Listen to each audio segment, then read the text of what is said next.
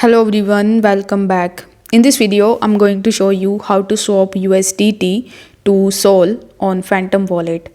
For that, first of all, you need to launch your Phantom Wallet and tap on the swap option on the home page.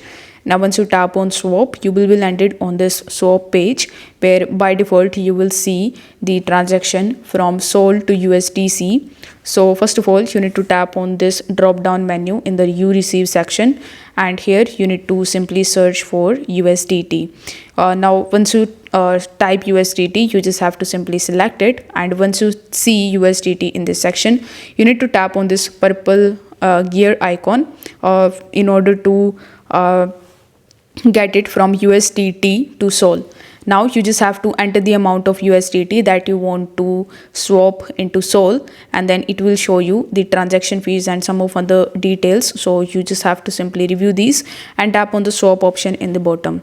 On the next page, you need to review the details again, and once your details are correct, you need to tap on the swap option and conclude your transaction. Once your transaction is completed, you are going to get your Sol in your account that will be swapped from USDT. So if this video helped you out, don't forget to like the video and subscribe to the channel. Thank you so much for watching.